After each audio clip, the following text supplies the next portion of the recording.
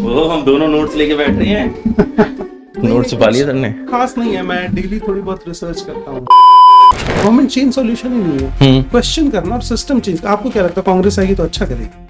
राघव, मुझे एक बात बताओ, भारत में लोग ओपन टू लर्न हैं अभी भी, या फिर वो उन्होंने अपनी एक साइड चूज कर ली है, लेफ्ट या राइट, और उसी को जस्टिफाई करते रहते हैं? मुझे लगता है कि लोग भारत में आइडियोलॉजी को जानते ही नहीं है कि लेफ्ट क्या है, राइट क्या है। क्या आरएसएस और बीजेपी या फिर कहें राइट विंगर वो देश को बर्बाद करना चाहते हैं?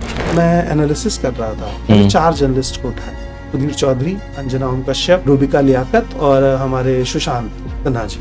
मैंने 6 साल की पूरी डिबेट्स को एनालिसिस किया। मैंने नोटिस किया 53% डिबेट सिर्फ हिंदू और मुस्लिम पर है। अगर कंगना ये स्टेटमेंट देती कि मंडी के लोग मेरे भगवान हैं तो मुझे बहुत खुशी होती, और वो कह रही प्रधानमंत्री मेरे भगवान हैं तो मुझे दुख होता है।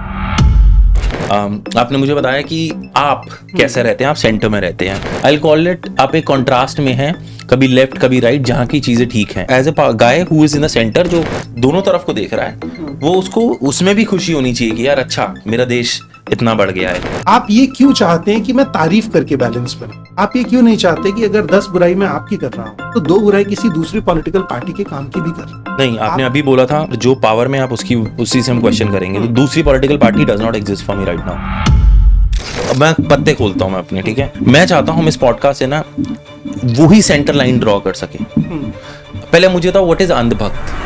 What do you think of Barkha Dutt as a journalist? Barkha Dutt as a journalist एक आदमी जो सिर्फ नरेटिव बिल्डिंग कर रहा है स्टूडियो में बैठ के, मैं उसे जर्नलिस्ट नहीं मान सकता। Vishnu, I've been talking to some people inside the hotel. I managed to make a phone call to somebody. What do you think of RSS? नहीं, आपने सिर्फ उस एक इंसान के बारे में बताया जो उसको चला रहा है। हाँ, लेकिन नहीं, मैं पूरी संस्था संस्था की बात ही नहीं, जो हेड है आरएसएस का, आरएसएस का योगदान क्या है मुझे ये कोई बता ही नहीं पाया। पर क्या सावरकर इस चीज पर काम नहीं कर रहे थे कि भारत में हिंदू और मुस्लिम अलग अलग कम्युनिटी की तरह, अलग अलग कंट्री की तरह डेवलप हो? 2 नेशन थ्योरी कहाँ से आई? पहली बात, वो वीर सावरकर ही है, ठीक है? आप सेंट्रल जेल गए हैं कभी?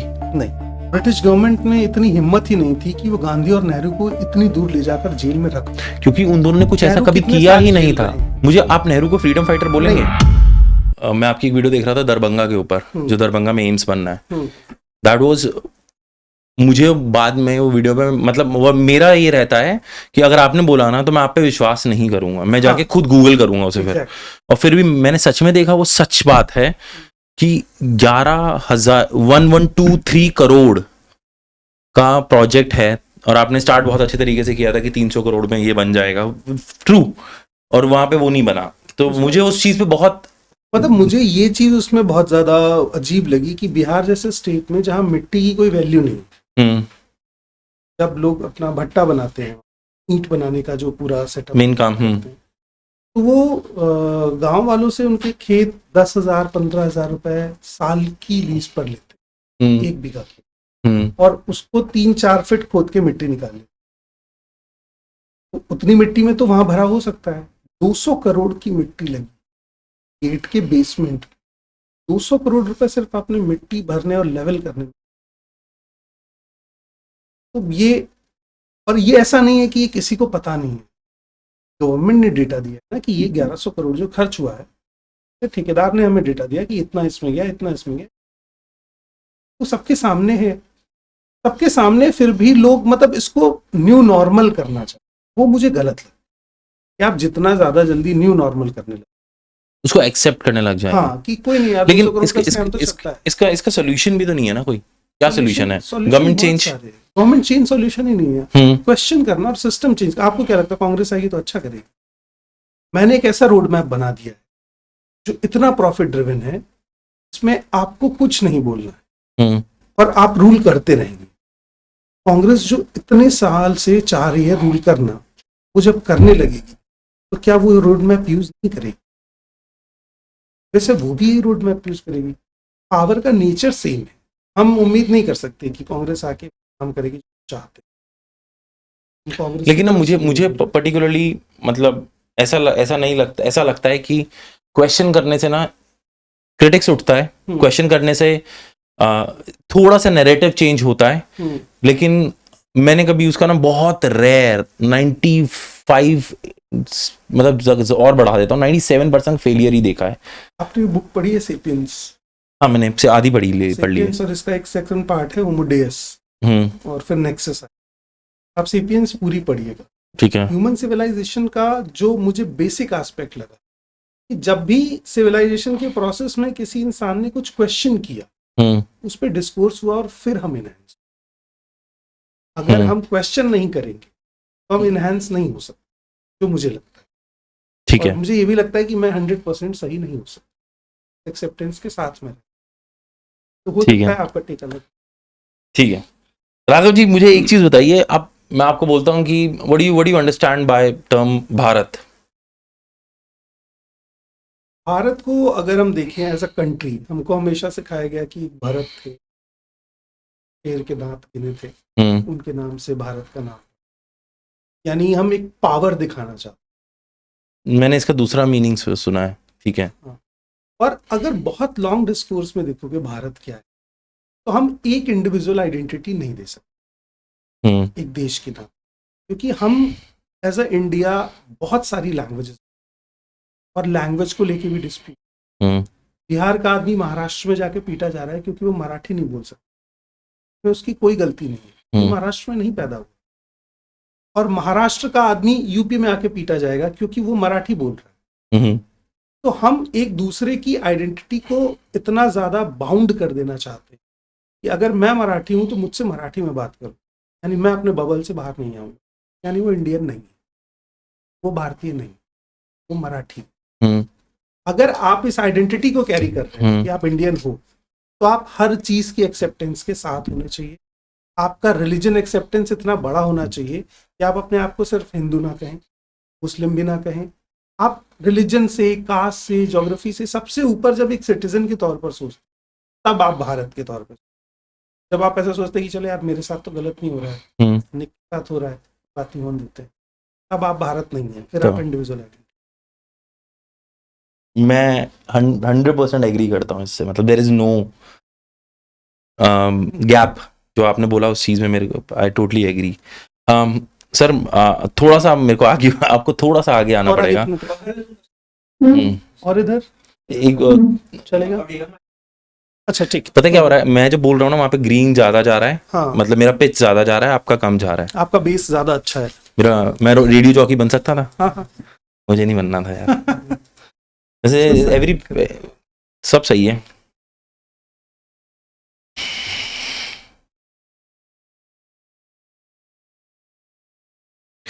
राघव मुझे एक बात बताओ, भारत में लोग ओपन टू लर्न हैं अभी भी, या फिर वो एक उन्होंने अपनी एक साइड चूज कर ली है, लेफ्ट या राइट, और उसी को जस्टिफाई करते रहते हैं?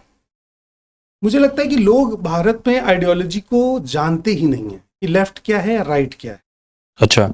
उनको लगता है कि ज्यादा लोग जिस तरफ जा रहे हैं हमें उस तरफ खड़ा हो जाना चाहिए। मुझे बहुत सारे ऐसे मैसेज आते हैं कि हमें आपका कंटेंट बहुत पसंद है और गवर्नमेंट सच में बहुत गलत कर रही है, लेकिन सॉरी ब्रदर मैं इसे लाइक नहीं कर सकता क्योंकि मेरे ऑफिस में दिख जाएगा कि मैंने ऐसा कंटेंट लाइक किया। तो इससे ये समझ आता है कि एक तो फियर बहुत बड़ा रीजन है, दूसरा रीजन ये है कि मान लीजिए कुछ लोग अपने आप को एक स्पेसिफिक आइडियोलॉजी से कनेक्ट कर रहे हैं, तो वो दूसरे को गलत मान रहे हैं और दूसरी आइडियोलॉजी वाले इनको गलत मान रहे हैं। दोनों ही पूरी तरह से गलत नहीं है और दोनों ही पूरी तरह से सही नहीं है। तो मुझे लगता है कि हमेशा एक ऐसा रास्ता होता है जो मिडवे होता है। मैं इस दुनिया की सबसे आखिरी लड़ाई में भी इस तरफ और इस तरफ खड़े होने से बेहतर समझूंगा कि मैं बीच में खड़ा हूं और दोनों को समझाऊं कि ये लड़ाई नहीं होनी चाहिए। तो आइडियोलॉजी दोनों का मोटिव क्या है?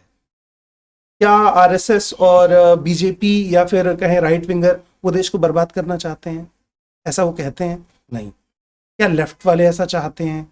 क्या जो समाजवादी विचारधारा के लोग हैं वो ऐसा चाहते हैं? नहीं। सबका मोटिव ये है कि हमें डेवलप करना है और हमको एक मतलब ऐसा देश बनाना है कि हम वर्ल्ड में नंबर 1 पर पहुंच जाएं। नंबर 2 की बात कोई नहीं कहता। नहीं है, मैं थोड़ा ऐसा सबका मोटिव नहीं है। ऐसा होता तो बहुत कुछ चेंज हो जाता। कहने के लिए सब यही कह रहे हैं ना, मैनिफेस्टो में है। हाँ, सबका कहना तो यही है। तो अगर सबका कहना यही है तो फिर लड़ाई किस चीज की है? यानी मैं किसी बिल्डिंग को कंस्ट्रक्ट कर रहा हूं तो मैं आपकी हेल्प ले लूंगा तो काम जल्दी नहीं हो जाएगा, या मैं आपकी बिल्डिंग को गिराता रहूं तब तक आप मेरी बिल्डिंग गिराते रहें और फिर हम दोनों आके सेम कंस्ट्रक्शन में लग जाएं, तो प्रोसेस लंबा नहीं खींचेगा। यही हो रहा है। बीजेपी एक बहुत बड़ा अमाउंट खर्च कर रही है इस चीज पे कि कांग्रेस की छवि को खराब किया जाए। कांग्रेस एक बहुत बड़ा अमाउंट इस चीज पर इन्वेस्ट कर रही है कि अपनी छवि को कैसे न्यूट्रल किया जाए, साफ किया जाए, जो बीजेपी खराब कर रही है। और दोनों का काम था देश पर इन्वेस्ट करना, दोनों अभी वो चीज भूल रहे हैं। ठीक है। आप टीवी डिबेट देखेंगे, मैं एनालिसिस कर रहा था, मैंने 4 जर्नलिस्ट को उठाया, सुधीर चौधरी, अंजना ओम कश्यप, रूबिका लियाकत और हमारे सुशांत सिन्हा जी। मैंने 6 साल की पूरी डिबेट्स को एनालिसिस किया। मैंने नोटिस किया 53% डिबेट सिर्फ हिंदू और मुस्लिम पर है, 27% डिबेट इस चीज पर है कि कांग्रेस बनाम बीजेपी। तो क्या इस देश में केवल 2 ही पॉलिटिकल पार्टी है? नहीं है, और भी हैं। तो क्या पब्लिक को ये देखना था, मतलब पब्लिक कांग्रेस और बीजेपी में इंटरेस्टेड है या पॉलिसी में इंटरेस्टेड है? क्योंकि आपने बहुत लंबे समय तक उसे बताया ही नहीं। अब सदन में जो लोग बैठ रहे हैं, कंगना रनौत बैठ रही हैं, मनोज तिवारी जी बैठ रहे हैं, रवि किशन जी बैठ रहे हैं, इनमें से किसी को पता है कि वो पॉलिसी मेकिंग के लिए वहां पर गए, सिर्फ स्टेटमेंट देने नहीं गए? नहीं, वहां पर देखो, मैं इस चीज से एग्री समहाउ, मेरे को लगता है कि दीज गाइज डजंट डिजर्व, ठीक है। बट पॉइंट ये है सर मेरा, जो लोग इस पावर में होते हैं, this is something I have read, आप मुझे करेक्ट कर सकते हैं इस चीज के ऊपर, कि पॉलिसी मेकिंग के लिए ना वहाँ पे आईएएस और ये सब है, वो पॉलिसी प्रेजेंट करते हैं मिनिस्टर्स को, and these ministers then approve. अगर जैसे कंगना रनौत हिमाचल की हैं, तो हिमाचल के जो वहाँ पे डीएम होंगे वो कुछ पॉलिसीज करेंगे, and similarly she will approve, she will disapprove, वो चलेगा। तो this is how the policy making system happens. तो मेरे हिसाब से कंगना रनौत का वहां पर होना, और किसी का, व्हाट वाज अनदर नेम आपने लिया था, रवि किशन जी, उनका होना वहां पर, मुझे उस चीज से कोई प्रॉब्लम नहीं है। मुझे उस चीज से दिक्कत है। मुझे ये है कि तुम आउटपुट क्या ला रहे हो, तुम आउटपुट कितना ला रहे हो, कि किसी के थ्रू भी आ रहा हो। मेरा व्यू ये रहता है कि मैं इनको ना एज अ सर्वेंट देखता हूँ टू द पीपल। अगर वो है तो बढ़िया है, नहीं है तो मैं भी फिर उस चीज पे क्वेश्चन उठाता हूँ। What is the meaning of servant? To serve good. Yes. हाँ, then else I'll fire him. But you are not serving. I'm not saying कि पॉलिसी बनाना इनका काम है, बट किस पॉलिसी की नीड है और ब्यूरोक्रेट से किस पॉलिसी की डिमांड की जाए, राइट, वो काम तो आपका है। इतनी अंडरस्टैंडिंग होनी चाहिए। डिमांड नहीं अच्छी दोगे तो सप्लाई अच्छी नहीं है। आप सोचिए, इंडिया पहली कंट्री है जो इस चीज पे प्राउड फील करती है कि हम 80 CR लोगों को खाने को अनाज दे रहे हैं। क्या ये प्राउड की बात है? मतलब इस पे पोस्टर्स लगे हैं दिल्ली में, यूपी में, इवन कंट्री के हर एक हिस्से में मोदी जी की बड़ी फोटो के साथ इसका पोस्टर लगा कि भारत का प्रधानमंत्री देश के 80 करोड़ लोगों को अनाज दे रहा है। ये मुझे तो नहीं लगता कि इसमें कोई ऐसी बात थी कि इसको प्राउड फील करना चाहिए। यानी आप ये मानते हैं कि 80 crore people are not capable to earn their food, the failure of government. किसी की नौकरी जाएगी। तो अगर ये चीज आप, मतलब वही कह रहा हूं कि आपके देखने का नजरिया गलत है। आप जिस चीज को सेलिब्रेट कर रहे हो सेलिब्रेशन नहीं है, वो पॉवर्टी का एक्सट्रीम है। आप कैसे कह रहे हो कि हम इतनी बड़ी इकोनॉमी है? मतलब आप 2 पोस्टर एक साथ लगाइए, हम वर्ल्ड की सबसे बड़ी इकोनॉमी बनने वाले हैं, राइट, और दूसरा पोस्टर लगाइए कि हम 80 CR लोगों को खाने के लिए खाना दे रहे हैं क्योंकि वो कैपेबल नहीं है। और वो भी हम क्या खाना दे रहे हैं? 5 किलो चावल, 5 किलो गेहूं। क्या ये क्वालिटी फूड है? तो क्वालिटी फूड की लड़ाई तो हमने अभी शुरू ही नहीं की, हम तो हंगर इंडेक्स से बाहर नहीं आए। तो अगर उस चीज को समझने वाले लोग नहीं, पब्लिक इश्यूज को समझने वाले लोग नहीं, समोसे को लेकर के सदन में डिस्कशन हो रहा है, एक समोसा 10 रुपए का मिलता है, एक समोसा 15 रुपए का मिलता है, और उस एरा में जब इस देश में हर साल 6 लाख बच्चे कुपोषण की वजह से मर जाते हैं, तो या तो आप उन 6 लाख मौतों का मजाक उड़ा रहे हैं या फिर आप इशू से अवेयर नहीं। राघव, मैं इसमें ना एक चीज ऐड करना चाहूंगा।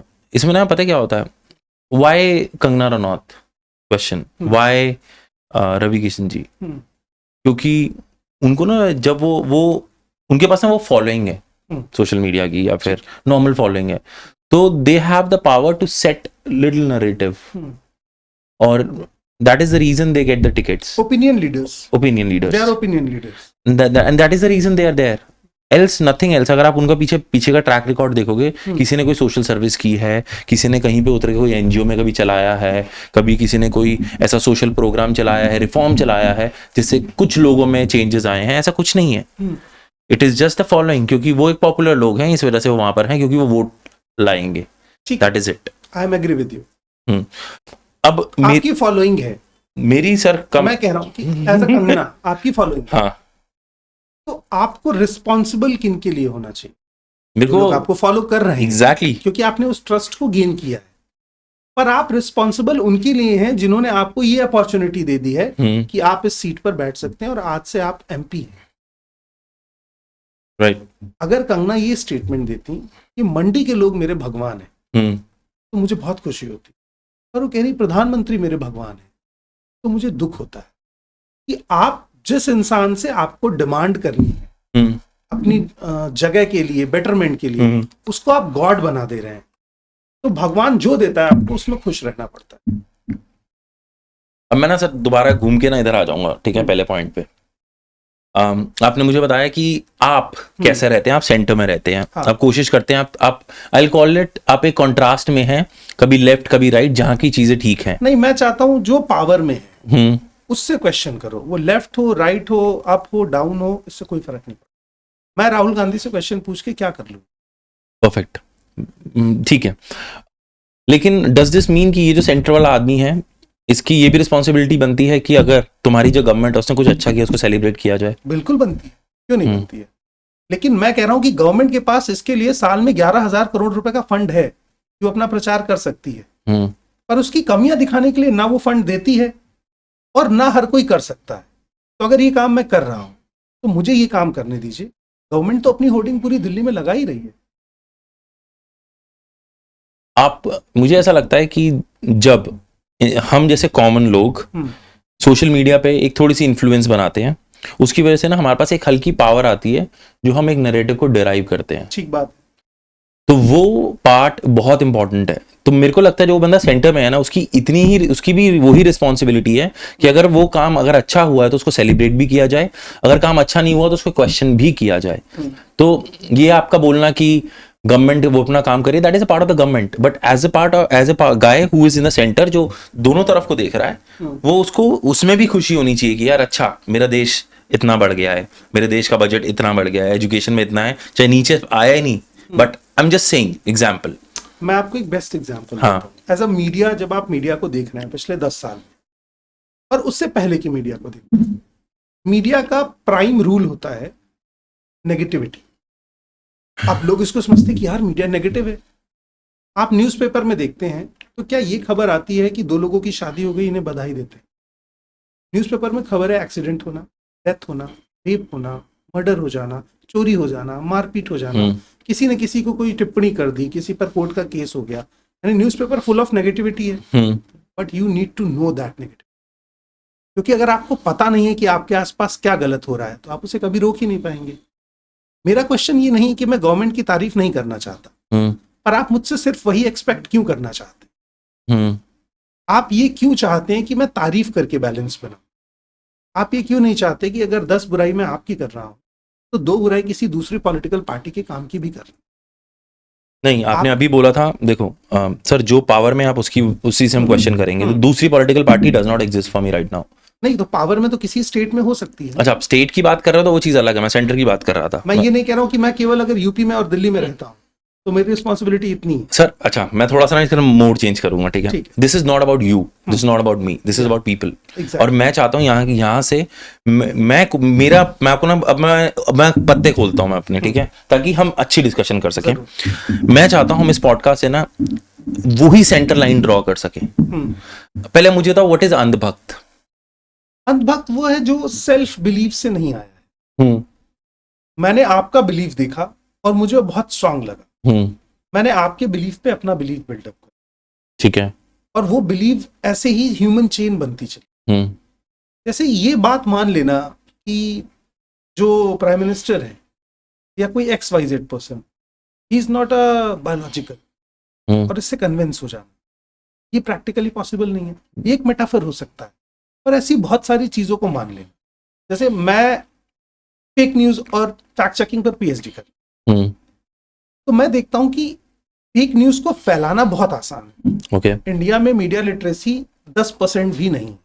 अगर मैं ग्राफिक्स बनाऊं अभी जिसमें एक बड़ा सा ब्रेकिंग न्यूज लिखा हो, पीछे रेड बैकग्राउंड हो और उसके पीछे बस एक म्यूजिक लगाना है, वो जो कांच टूटता है, यूजुअली वही एक्सेप्टेड हो गया कि अगर कांच नहीं टूटा है तो ब्रेकिंग नहीं आएगी, और उस पर कोई भी खबर लिख के उसे व्हाट्सएप में सर्कुलेट कर, इस देश की 90% पॉपुलेशन उसको एज अ न्यूज एक्सेप्ट कर, क्योंकि उसको नहीं पता वेरीफाई कैसे, क्रॉस चेक कैसे किया।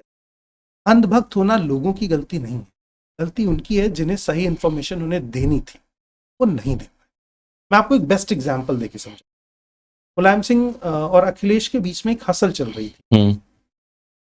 समहाउ किसी ने ऐसा र्यूमर फैलाया कि अखिलेश ने मुलायम सिंह को थप्पड़ मार दिया। अब यहाँ से जो मैं स्टेटमेंट शुरू करूंगा वो मेरा नहीं है, वो इस देश के respected home minister Amit Shah जी।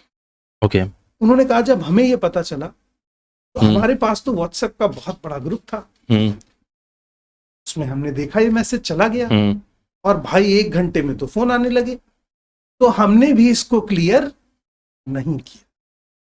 रिस्पॉन्सिबिलिटी क्या है? कि सच दिखाना, कि आप क्लैरिफिकेशन देते कि हमारे जरिए ये झूठ फैलाया जा, ये ना किया जाए। लेकिन कभी भी कोई न्यूज चैनल ने अपॉलॉजी नहीं निकाली है। क्यों मांगेगा? पिछले 10 साल में 21 बार एबीपी न्यूज फैक्ट चेक के आधार पर गलत खबर चला चुका, एक बार भी माफी मांगी। आप आधे घंटे गलत खबर दिखा रहे हैं कि जो कोरोना है वो तबलीगी जमात का फैलाया हुआ है। आप इमेजिन ही नहीं कर रहे हैं कि इस देश में मुसलमानों को कोरोना के लिए दोषी ठहरा दिया गया। आप दिल्ली में रहते हैं, आप हथियार नहीं उठाएंगे, लेकिन जो आदमी दिल्ली से बाहर है, यूपी में है, बिहार में है, वो मौके का वेट करेगा, और वो खतरनाक। मैं अपने पड़ोसी को अपने साथ हुई समस्या के लिए जिस दिन रिस्पॉन्सिबल मानने लगूंगा, उस दिन कम्युनल राइट्स हो जाएंगे। मैं एग्री करता हूं आपसे सर, हम दोस्त बन सकते हैं। पहले तो how was the coffee? Coffee is good as much as strong है। सीरियसली?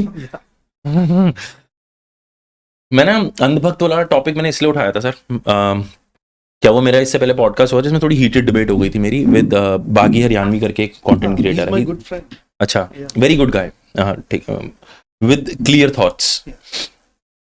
तो मैं उसके कुछ चीज़ों से एग्री नहीं किया, और हमने नेशनलिज्म के ऊपर बात की थी ना, कि एक नेशनलिस्ट कौन होता है। तो उसमें ध्रुव राठी का एक हमने रेफरेंस ले लिया था कि there are people calling Dhruv Rathee as anti national, for which I disagree कि भाई मतलब एंटी नेशनल बोलना बहुत बड़ी बात होती है, but Dhruv Rathee is more like वो प्रोपेगेंडा चला रहे हैं, मुझे ऐसा लगता है। ठीक है, मैंने उसमें बोला ऐसा, और मैं अभी भी शायद इस बात पे स्टैंड करता हूँ। वो मेरे व्यूज, हम इस पे डिस्कस कर सकते हैं अगर चाहेंगे तो। ठीक है, मुझे ना एक चीज लोगों की ना अभी तक समझ नहीं आई, दैट इज द रीजन मैंने सोचा मैं आपसे, अगर हम पॉडकास्ट करें तो ये पॉइंट हम इसमें रखें कि ना, कि एक राइट विंग है, एक लेफ्ट विंग है। मैं कहता हूं कोई विंग नहीं है, एक फॉर द नेशन है और दूसरा भी फॉर द नेशन ही है। मैं उनके बीच में हूं, ठीक है, क्योंकि तेरा रास्ता अलग है और मेरा इसका रास्ता अलग है। जो बीच का स्पेस एग्जिस्ट करता है वो लोग जानते ही नहीं कि वो एग्जिस्ट करता है। अब लोगों के अंदर क्या आ चुका है कि जब तक मुझे सर्टेनिटी नहीं मिलेगी कि तू कौन सी साइड है, एक लेबल नहीं चढ़ जाएगा, तब तक वो ना तुम्हारे से एग्री नहीं करेंगे। अगर मैं कह दूं ना हाँ मैं राइट विंगर हूं, तो मेरे को राइट विंग वाले सारे सपोर्ट करने लग जाएंगे और लेफ्ट वालों को गालियां देने लग जाएंगे। एंड अगर मैं बोल दूं मैं लेफ्ट हूं, तो सिमिलरली वाइस वर्सा ऐसा होगा। तो यहाँ पे जो बंदा बीच में है ना, I don't know how to put that up, and I want people to be as much as in the centre as thing. मैं जितने लेफ्ट वाले हैं ना, मैं सबको कहता हूं छोड़ दो, चाहे ध्रुव राठी ने तुम्हें बताया, छोड़ दो वो चीज, सुन लो, वीडियो देख लो, लेकिन तुम खुद जाके फैक्ट चेक करो। राघव ने बताया, मैंने बताया, किसी और ने बताया, मत विश्वास करो। तुम्हें लगा अच्छा ईरान ने भारत को सपोर्ट किया, एक न्यूज है, तुमने सुन ली, अब तुम जाओ अपना ऑनलाइन जाके चेक करो, और अगर जो भी न्यूज आर्टिकल पढ़ रहे हो उसके नीचे भी सोर्स होता है, वहां पे जाके फैक्ट चेक करो, अगर तुम्हें सच में इतनी क्यूरियोसिटी है जानने की, नहीं तो stay away from this. That's my take. पर आप ये कैसे भूल सकते हो कि आप जिस लेवल पर ये बात कर रहे हो, आप उस लेवल को ओन करते हो, आप प्रिविलेज्ड हो कि आप सही और गलत के बीच का फर्क जानने की प्रोसेस को समझते हो।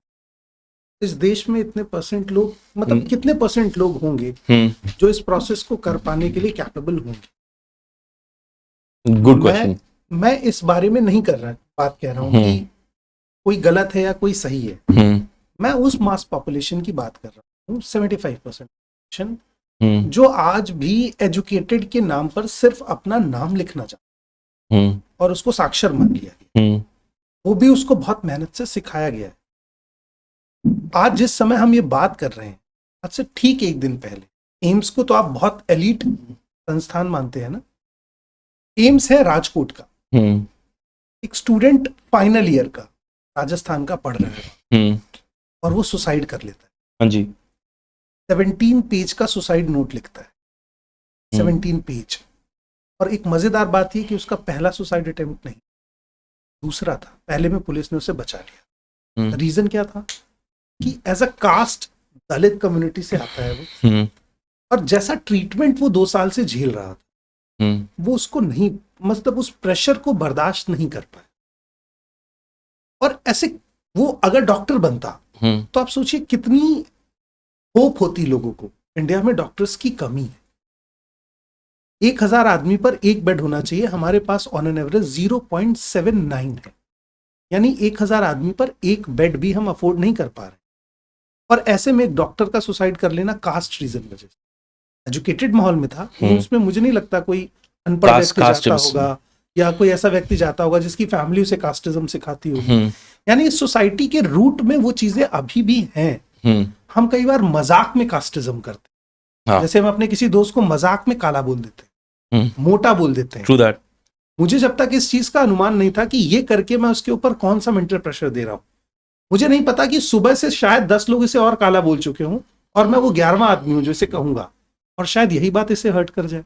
मुझे नहीं पता था। जिस दिन मुझे पता चला, मैंने अपने ग्रेजुएशन के उन तमाम दोस्तों को फोन किया और मैंने उनसे माफी मांगी। वो बहुत सेंटिमेंटल आदमी है। सेंटिमेंटल, मुझे लगता है कि अगर मेरी वजह से आपका लॉस हुआ है, प्रोफेशनल, सोशल, किसी भी तरह का, और मैं रिस्पॉन्सिबल हूं, तो मैं जब तक आपसे माफी नहीं मांगूंगा, आप मुझे माफ नहीं करेंगे। राघव, मैं आपको मोटा लगता हूं? नहीं, फिलहाल तो नहीं। मुझे ना मोटा पॉडकास्टर बोला गया है। ये आदमी, जैसे आपने बोला ना मोटा, ये आदमी सबसे पहले हंसा वहां पे। और क्योंकि इसने वो कमेंट का स्क्रीनशॉट लिया और ना मुझे रोज कहता है, सर आपको बुरा नहीं लगता ये कमेंट आपको आया है, ये कमेंट आपको आया? मैंने कहा भाई मुझे गालियां पड़ रही है, मुझे बहुत कुछ हो रहा है, मुझे नहीं फर्क पड़ रहा, लेकिन तू मुझे जबरदस्ती फर्क पड़वा रहा है कि मुझे मोटा पॉडकास्टर बोला।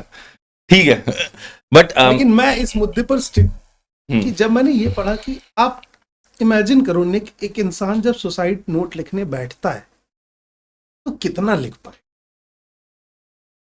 मैंने आज तक 1.5-2 पन्ने से ज्यादा बड़ा सुसाइड नोट नहीं, 17 पेज। मैं इमेजिन नहीं कर पा रहा हूं कि उसने 3 साल में कितना प्रेशर झेला। उसने किसी का रैंट, एक टर्म है रैंट करना, मतलब अपना दिल खोल के बात करना, वो भी शायद उसने ना किया हो इस वजह से ना। It's a term we called fear of isolation या स्पाइरल ऑफ साइलेंस।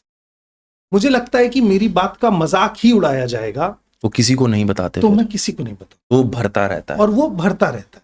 और ये कब होता है? अच्छा ये भी देखिए, 80% कम्युनिटी इंडिया में ओबीसी, एससी, एसटी माइनॉरिटीज की है, वो ज्यादा है संख्या में, यानी उनको सुनने वाले लोग ज्यादा होने चाहिए। पर जिस एलीट जगह पर वो स्टैंड कर रहा है, वहां उसकी कम्युनिटी के लोग कितने कम हैं। ऐसा क्यों है? मैं आपको डेटा बता दूं? नहीं, डेटा तो मुझे, दिल्ली यूनिवर्सिटी में 414 प्रोफेसर्स में से 10% भी एससी एसटी माइनॉरिटी नहीं है। आपने क्वेश्चन पूछा ये क्यों है ऐसा? क्योंकि जो लोग बैठे हुए हैं पावर में, वो नहीं चाहते हैं कि पावर उनके हाथ से जाए। अंबेडकर की फाइट क्या थी? नहीं नहीं नहीं नहीं नहीं नहीं, यहाँ पे रिजर्वेशन है सर उनका, और अगर वो क्वालिफाई नहीं कर रहे तो दिस इज माय अंडरस्टैंडिंग। अच्छा, मुझे करेक्ट कीजिए चीज, मैं करेक्ट कर रहा हूँ। हाँ, रिजर्वेशन है 25% मान लेते हैं ओबीसी को दिया गया, 27 होना चाहिए, 25 लेके चलते हैं, 25% आपने दे दिया एससी एसटी। अब डीयू क्या कर रही है कि 50% बचा जनरल के लिए, तो कह रही है कि जनरल में हम जनरल ही लेंगे, जनरल फॉर ऑल है। अगर रिजर्व सीट के बाद भी कोई एससी चाहता है जनरल में अप्लाई करना, वो कर सकता है, तो वो कर सकता है, और वो सीट के लिए दावेदार है। पर उस 50% में डीयू कह रही कि हम बस जनरल्स को लेंगे, कि तुम्हारे लिए तो रिजर्वेशन है। और ये बहुत डाइल्यूट लेवल पर हो रहा है। आप एनएफएस लिख देते हो, नॉट फाउंड सुटेबल, किस बेस पर? कोई बेस नहीं है, उसको आप क्रिटिसाइज नहीं कर सकते। आपको पता है जनरल भी ना बहुत सफर कर रहा है।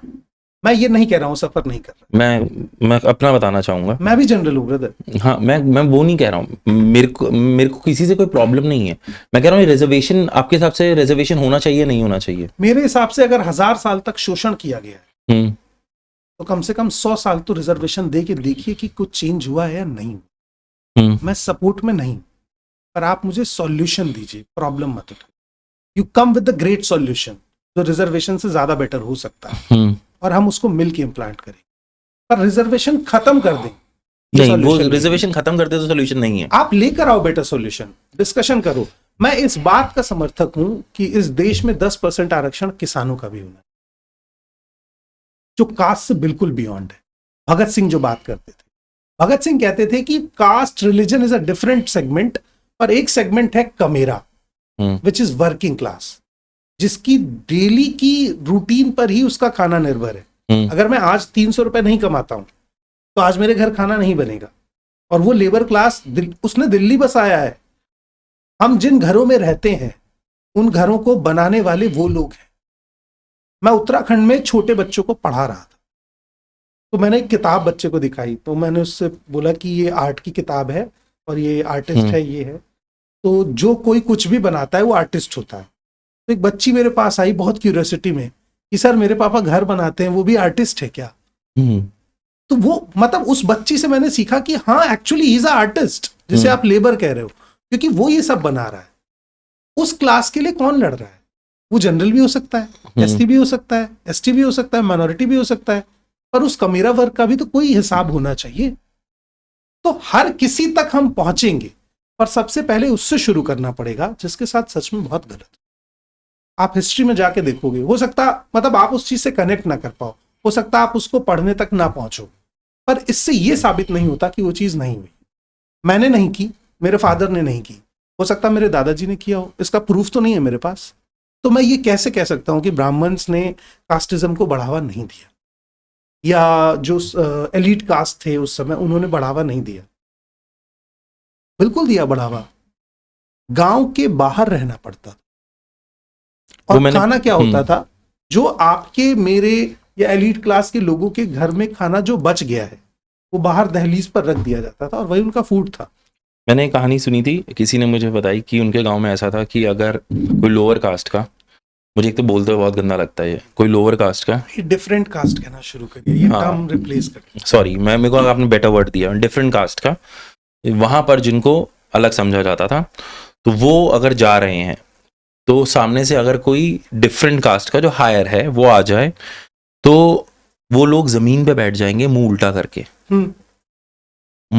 मतलब तुम एक ह्यूमैनिटेरियन ग्राउंड पे अगर इस चीज को देखोगे तो तुम्हें मतलब मुझे तो ऐसा मुझसे बोला भी नहीं जा रहा कि तुम्हें जीना भी नहीं समझा जा रहा, तुम्हें कीड़ा समझा जा रहा है। मैं वही कह रहा हूँ कि, और मतलब ये तो आप जो चीज कह रहे हो निक, ये मतलब थोड़ा उतनी बुरी भी नहीं है। जब आप इसका डीपर पार्ट देखोगे ना, एक 60-70 साल का बुजुर्ग, जिस गांव से मेरे रूट्स जुड़े हैं यूपी से, ही is a good friend of my grandfather, लेकिन बचपन में मैं जब 6th-7th क्लास में था वो मेरे पैर छूता था। मैं कुर्सी पर बैठता था पर वो नहीं बैठता था, और तब मुझे नहीं पता था कि इसे क्या कहते हैं। और जब तक मैं इस चीज को समझ पाया वो बुजुर्ग आदमी मर चुका था। और आज मैं इस चीज के गिल्ट में कि काश मुझे वो चीज तब पता होती तो मैं उसे एक बार तो उस कुर्सी पे बिठा पाता जिस पे मैं बैठा था। उसके लिए उस कुर्सी पे बैठना कोई बड़ा सुख नहीं होता, क्योंकि वो उस चीज को अडॉप्ट कर चुका था, लेकिन वो मेरे लिए एक प्लेजर होता कि जो पुश्तैनी एक प्रथा मेरे घर में चली आ रही थी मैं उसे ब्रेक कर पाया। 60-70 साल का आदमी 6-7 साल के बच्चे के पैर छू रहा है, ना तो एज है, ना एक्सपीरियंस है, ना कुछ ऐसा अचीव किया है, सिर्फ एक कास्ट है। और वो भी मेरा इसमें क्या योगदान है यार कि मैं ब्राह्मण पैदा हुआ, और मेरे पास इसका प्रूफ भी यही है कि मेरे फादर ब्राह्मण है। दूसरा कोई प्रूफ भी नहीं है कि डीएनए से पता लग जाता हो कि मैं ब्राह्मण हूं या ब्लड से। सिर्फ एक प्रूफ है कि मेरे फादर ब्राह्मण है, और उनके पास भी ये प्रूफ है कि उनके फादर ब्राह्मण थे। बस एक लाइनेज है आपकी, बस एक लाइनेज कागजी। तो उसको आप कैसे, मतलब फिर आप डिफरेंशिएट कैसे कर देते हैं? मंदिर में आपने जाने नहीं दिया, सब कुछ आपने संस्कृत में लिखा, और संस्कृत आपने पढ़ने नहीं दी। देवों की भाषा है, देवता है, और जो आम पब्लिक है वो नहीं पढ़ सकती। आपने पढ़ने नहीं दिया, आपने लिखने नहीं दिया। मैं अपनी क्लास में एक बहुत मतलब एक ऐसा एग्जाम्पल देता हूँ, क्योंकि हम जिस जेनजी ऑडियंस के साथ कंपेयर करते हैं ना, उसे सब बातें लगती हैं कि यार सर कैसी बात कर रहे हो, ये कहाँ होता है, ये अब कहाँ होता है। क्या यार सर। तो मैं उन्हें बताता हूँ कि बेटा एक चीज इमेजिन करो, एक आदमी है जो गटर साफ करता है, तो तुम उसे क्या कहते हो? आप उसे क्या कहेंगे जो गटर सफाई वाला? सफाई वाला कहेंगे। अब उस सफाई वाले का एक बच्चा है जो स्कूल में पढ़ता है। किस तरह के स्कूल में पढ़ पाएगा वो? Government school. Government school. वो बच्चा स्कूल गया है, उसका फादर गटर साफ कर रहा है, और गटर साफ करना एक ऐसा काम है कि बिना शराब के पॉसिबल नहीं है, क्योंकि इतनी हीट निकलती है, इतनी स्मेल निकलती है, कोई ना कोई नशा वो लोग करते हैं ताकि वो उस जगह पर सस्टेन कर पाए 4-5 मिनट। और बहुत सारे गटर ऐसे साफ होते हैं जिसमें नाक बंद करके डीप पानी के अंदर जाना पड़ता है। इतना भी होता है। क्या वो बच्चा चाहेगा कि उसके क्लासमेट्स को ये पता चले कि उसके फादर क्या करते हैं? I don't think so, नहीं चाहेगा। समहाउ उस बच्चे के क्लासमेट्स को ये पता चल गया कि उसके फादर क्या करते हैं। बच्चा स्कूल जाना चाहेगा? नहीं। और बच्चा स्कूल नहीं जाएगा तो वो फादर जो पढ़ा लिखा नहीं है और वो चाहता है कि उसका बेटा ये काम ना करे, तो वो क्या करेगा फिर बच्चे के साथ? दिहाड़ी पे कर देंगे, पीटेगा उसे पहले, क्योंकि वो नहीं चाहता है कि ये काम करे। तो बच्चा मेंटल ट्रॉमा भी झेल रहा है, घर में फिजिकल ट्रॉमा भी झेल रहा है, और एक ऐसी सोसाइटी में एक ऐसे काम करने वाले फादर के साथ रहता है जिसका डीएनए पहले से खराब है, क्योंकि वो इतने ज्यादा गटर में टाइम बिता चुका है और उसके फादर भी यही काम करते थे। फूड कभी क्वालिटी नहीं मिला। अब आप ऐसे बच्चे से कह रहे हो कि वो आपके बराबर आके फाइट करे और उसे रिजर्वेशन ना दिया जाए। क्या ये प्रैक्टिकली ठीक है? नहीं, मैं समझ रहा हूं। तो मतलब जो चीज आपने कभी फील नहीं की, या तो उस चीज को फील करने वाले के साथ बैठिए, और अगर ये भी नहीं कर सकते हैं तो पढ़िए। अगर आप इन दोनों काम को किए बिना डिनायल मोड में चले जाएंगे तो आप एक बेहतर इंसान नहीं हो सकते। आप ब्राह्मण हो सकते हैं, हिंदू हो सकते हैं, क्षत्रिय हो सकते हैं, कुछ भी हो सकते हैं। You are not a good human being. और मैं ये भी नहीं कह रहा हूं कि मैं पूरा समझ जाऊंगा। सिंपैथी और एम्पैथी के डिफरेंस को हम कम नहीं कर सकते, लेकिन मैं ट्राई तो कर रहा हूं। आप ट्राई भी नहीं कर रहे, और ट्राई करने वालों पर क्वेश्चन कर रहे हैं, ये गलत है। ठीक है, मैंने इस सेंस में ना, आपने जो एग्जाम्पल दिया मैंने नहीं सोचा था उस तरफ। मतलब मैं अभी भी, हम उनसे ना उस चीज़ों से बहुत दूर हैं यहाँ पे। मैं आपको सच बताता हूँ रियलिटी क्या है। तो तुम ना वो चीज़ महसूस नहीं कर पाते। मुझे भी किसी ने बताया तो मैं शॉक हो गया कि भाई ऐसा तुम्हारे गांव में होता है। कहता हाँ भाई हमारे गांव में ऐसा होता है, और कहता है कि ये बहुत आम बात है, ये कोई जैसे मैं भौचक्का हो गया हूँ, कह रहा वो कोई होने हमारे आम बात है ये। तो मैंने कहा यार तो कोई कुछ करता क्यों नहीं है? क्योंकि नहीं कर सकते, क्योंकि वहां पे मेजॉरिटी है, और this is how it is functioning in rural बहुत मिड एरियाज के अंदर। अच्छा, मुझे आप एक चीज बताइए सर, इस टाइम पे बिगेस्ट पावर क्या है? नरेटिव कंट्रोल करना? किस सेंस में आप पावर को जानना? मैं इस सेंस में जान रहा हूं कि एक इंसान को अगर आप कहोगे कि यार he is a powerful guy in India, तो how would you define him? इस समय इंडिया में पावर उसके पास है जिसके पास मोनोपोली है। किस चीज की मोनोपोली? किसी भी चीज की। जैसे थोड़ा एग्जांपल देके। As a data, as a internet. Internet की मोनोपोली किसके पास है? जियो के पास। जियो के पास। इसके बाद हम आते हैं कि मार्केट की मोनोपोली किसके पास है, जो मार्केट को कंट्रोल कर सकता है, अप एंड डाउन कर सकता है, लोगों को स्टॉक मैनेज करके चीजों के रेट बढ़ा सकता है, घटा सकता है। अडानी जी के पास। उसके बाद आते हैं पॉलिटिकल मोनोपोली किसके पास है? If I am not powerful then I will purchase your MLAs. इस कैपेबिलिटी पर जो है वो पॉलिटिकली बहुत ज्यादा मजबूत है, और उसकी मोनोपोली। तो जो मोनोपोली कॉन्सेप्ट इंडिया में बिल्ड हुआ पिछले 10-12 साल, मैं उसके भी अगेंस्ट। हो सकता है मैं ज्यादा सोचता हूं, पर मेरी थॉट को सुनिए। इंडिया में 90% यूजर जियो यूज करने लगे। अभी नहीं है पर करने लगे, मान लेते हैं, क्योंकि जियो का विजन तो ये कि 100% आदमी के घर तक जियो पहुंचाना है। मैं अंबानी जी के विजन से 10% नीचे सोच रहा हूँ, 90% लोग यूज करने लगे। एक दिन अंबानी जी का दिल किया कि मैं इंटरनेट को 24 घंटे के लिए शट डाउन कर दूं, और उन्होंने कर दिया। और उन्होंने कहा कि बहुत बड़ा ग्लिच आ गया है, अब अगर हमें दोबारा इंटरनेट यूज करना है तो जो 300 वाला रिचार्ज है वो 700 में करना पड़ेगा, क्योंकि हमें कॉस्ट महंगी पड़ रही है, जैसा अभी आप सिलेंडर के साथ देख रहे हैं। राइट।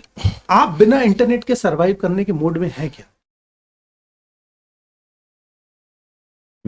इधर अगर कोई ऑल्टरनेटिव हुआ तो उस पर स्विच करेंगे, नहीं तो फिर यूज करेंगे। ऑल्टरनेटिव है ही नहीं, तो यू डेफिनेटली यूज, क्योंकि वो ज्यादा पैसा भी नहीं मांग रहे हैं, वो 700 रुपए ही मांग रहे हैं। आपके लिए बहुत बड़ी वैल्यू नहीं रखता। लेकिन जिस आदमी की दिहाड़ी ही 300 रुपए है, वो भी छोटे फोन में वो रिचार्ज करा रहा है जिसमें इंटरनेट की कॉस्ट दे रहा है, जो वो नहीं चला रहा है, और वो तब भी देगा।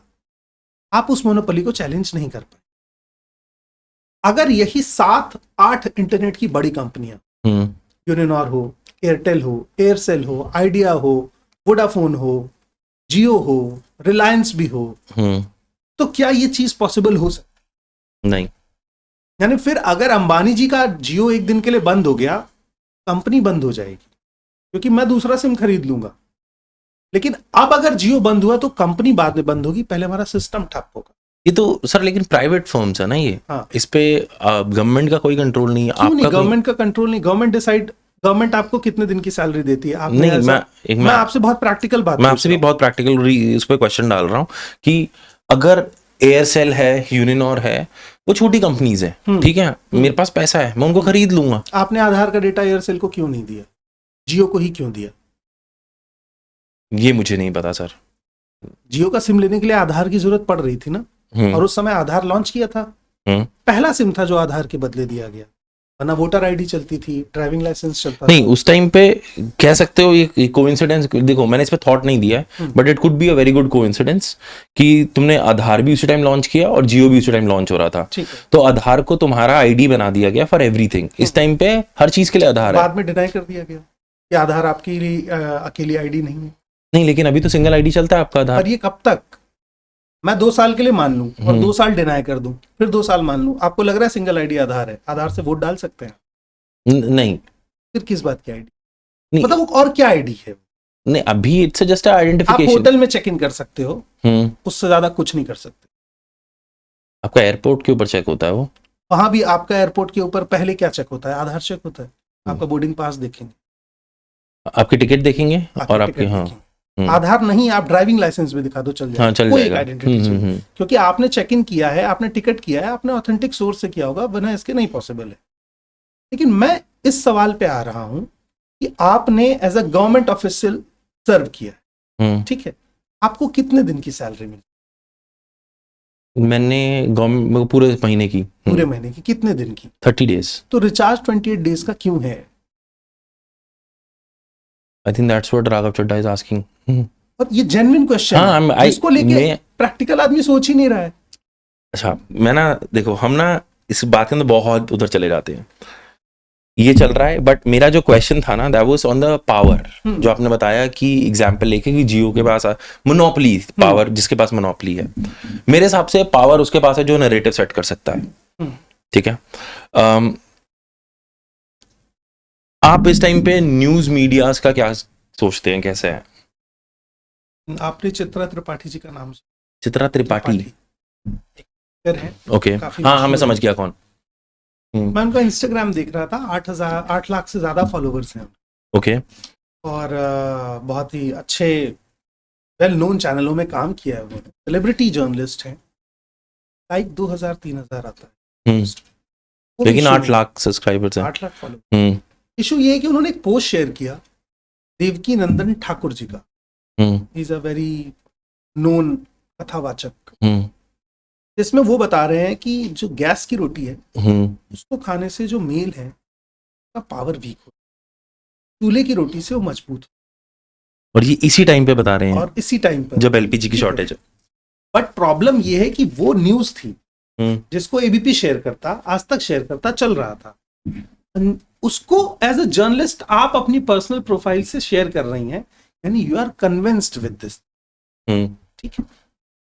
आपने लिखा है देवकी नंदन ठाकुर जी, उसके अलावा और 10 पोस्ट हैं। अखिलेश यादव के नाम के आगे जी नहीं लिखाया। यूपी में एक डिप्टी सीएम है केशव प्रसाद मौर्य, उनके नाम के आगे जी नहीं लिखा है, पर इनके नाम के आगे जी लिखा है। अब आपको लगेगा कि मैं बहुत ऑब्जर्व करता हूं, पर हो सकता है यही मेरी कमी हो कि मैं चीजों को हर डायमेंशन में देखना चाहता हूं। क्योंकि देवकीनंदन ठाकुर जी ठाकुर हैं, बाबा हैं, तो वो जी डिजर्व करते हैं। अखिलेश यादव ओबीसी हैं और केशव प्रसाद मौर्य भी ओबीसी हैं, तो वो जी डिजर्व नहीं करते। एक एस्पेक्ट ये भी हो सकता है। अब मैं सोच रहा हूं एज अ जर्नलिस्ट, आप ये गैस वाली बात पर जब इतना एग्री कर रहे हो तो एक शो बनाओ कि उज्ज्वला योजना के जरिए हिंदुस्तान की सरकार ने भारत के पुरुषों को कमजोर किया। कि हर घर गैस किसने पहुंचाई? मोदी जी ने। मोदी साहब, आप कहते हैं, मैं नहीं मानता, ऐसा आप कहते हैं मीडिया, तो आपको क्वेश्चन करना चाहिए। प्रधानमंत्री ने किसानों के लिए 3 कानून दिए, मास्टर स्ट्रोक था, तीनों वापस ले लिए, ये भी मास्टर स्ट्रोक था। तो जो मीडिया क्वेश्चन करना भूल जाए, जो मीडिया सिर्फ प्रधानमंत्री से यह पूछना चाहे कि आपका क्लोज फ्रेंड कौन है, आप पर्स रखते हैं या नहीं रखते हैं, आप आम काट कर खाते हैं या चूस कर खाते हैं, आपका अपनी मां के साथ कैसा रिलेशन है, आप ये पूछो कि प्रधानमंत्री के बटुए से क्या फर्क पड़ता है यार, इस देश के आदमी के बटुए में कितना पैसा पहुंचा है, वो क्वेश्चन है। वो आप नहीं पूछ रहे हैं। अब इसका भी एक कारण है, ये 6 बड़े चैनल है, इसमें से एक चैनल है TV9 भारतवर्ष, जिसमें 50% की हिस्सेदारी है मेघा इंजीनियरिंग की। मेघा इंजीनियरिंग वो कंपनी है जिसने 543 करोड़ के इलेक्टोरल बॉन्ड खरीदे, इसको दिए होंगे। पॉलिटिकल पार्टी के अलावा किसी और को इलेक्टोरल बॉन्ड इस देश में नहीं दिए जा सकते। मैंने ऐसे किया कि मुझे नहीं पता किसको दिए। और जो पावर में है आप उसको ही दोगे, आप जाके कांग्रेस को तो दोगे नहीं, चैनल चलाना है आपको। तो जो कंपनी 500 करोड़ का चंदा दे रही है भाजपा को, और वो एक न्यूज चैनल में 50% की स्टेक होल्डर है, वहां के किसी भी जर्नलिस्ट की यह हैसियत है कि वो ये सवाल करे कि प्राइम मिनिस्टर जो बेटी बचाओ बेटी पढ़ाओ योजना लाए थे, उसका 85% से ज्यादा फंड तो केवल प्रचार में चला गया, तो काम क्या हुआ? आप पूछ पाएंगे? पूछने की कोशिश की अभिसार सर्मा ने, नौकरी से हाथ धो बैठे। पूछने की कोशिश की पुण्य प्रसून वाजपेयी ने, बड़े एंकर थे, नौकरी से हाथ धो बैठे। रवीश कुमार ने बहुत कोशिश की, चैनल ही खरीद लिया। NDTV पर 5-6 साल तक ये केस चला कि वो मनी लॉन्ड्रिंग करती है। प्रणब रॉय को पूरी तरह से तबाह कर दिया गया, और आखिरी में कोर्ट ने फैसला दिया कि ये जो कार्यवाही थी ये सही नहीं थी। 1 लाख रुपए का जुर्माना लगाया एजेंसी के ऊपर और उस केस को क्लोज किया। लेकिन इस चक्कर में NDTV तो बर्बाद हो गया और अडानी ने 67% स्टेक होल्डिंग खरीद ली। अब NDTV भी वही कर रहा है जो TV9 भारतवर्ष कर रहा है। करना पड़ेगा क्योंकि मालिक वो है। नेटवर्क 18 अंबानी साहब का है। अंबानी साहब क्यों चाहेंगे कि जो गवर्नमेंट अभी इस समय रूल कर रही है, जिसमें वो फल फूल रहे हैं, वो गवर्नमेंट चेंज हो जाए? तो वो भी क्वेश्चन नहीं करेंगे। और जो 2-3 चैनल बचे हैं उनको मैनेज करने वाली 1-2 फैमिली, जैसे आपका इंडिया टुडे ग्रुप है, इसको अरुण पुरी की फैमिली मैनेज करती है। एक परिवार को बहुत मैनेज करना आसान है, या तो डरा दो या खरीद दो। जब से पब्लिक मीडिया इमर्ज हुआ है, सोशल मीडिया इमर्ज हुआ, क्वेश्चनिंग हार्श हुआ। मुझे इंडिपेंडेंट थॉट्स आए हैं, इंडिपेंडेंट थॉट्स हैं, और अकेला आदमी को आप कैसे खरीदोगे? कितने यूट्यूबर्स, कितने जर्नलिस्ट को आप खरीद लोगे? मुझे खरीद लोगे, मेरी एक वैल्यू होगी बेचने की। पर जो अभी लड़का जर्नलिज्म पढ़ रहा है वो तो 5 साल आपको परेशान करेगा। जब तक आप उसे खरीदोगे कोई नया आएगा परेशान। और मैं यही चाहता हूं। राघव त्रिवेदी इंपॉर्टेंट नहीं है, इंपॉर्टेंट है इस थॉट के लोग बने रहना, क्योंकि परमानेंट कोई भी नहीं रहेगा। ऐसे लोग जरूर होने चाहिए जो गलत को गलत बोले और पूछे कि गलत क्यों हुआ है, बिना इस डर के कि यार मैं तो सिर्फ गलत ही कहता हूं। लेकिन जो मैं पर्सपेक्टिव देखता हूँ बिल्कुल डिटैच होके, मैं कोई इमोशंस नहीं डालता इसके अंदर। This is how the world functions. जो लोग पावर में होते हैं ना सर, वो पावर में ऑपरेट करते हैं। ठीक है, मैं कह रहा हूँ सवाल करो, लेकिन इस टाइम पे ना मैं एक ओपिनियन दे रहा हूँ, मैं वो नहीं कर रहा हूँ मैं। ये ओपिनियन है कि अगर मैं यूएस को भी रीड करूँ, जो उसमें पावर में होगा वो मीडिया हाउसेस को खरीदेगा। यहाँ पे इस टाइम पे बीजेपी है, अगर ये कांग्रेस होती it would have been the same thing. It is and respect to you कि आप लोग एग्जिस्ट करते हैं, कि आप क्वेश्चन करते हैं, वेदर इट इज कांग्रेस और वेदर इट इज बीजेपी, कोई भी पावर में होगा तो इंडिपेंडेंट थॉट्स मीडिया के थ्रू क्वेश्चन किए जाएंगे। इससे ना एक और चीज डिराइव होती है। हमारे बहुत मजाक उड़ा था उस टाइम पे हमारा ऑपरेशन सिंदूर के टाइम पे, जो इन्होंने गंद मचाया था सारे मीडिया हाउसेस में। But what do you think of Barkha Dutt as a journalist?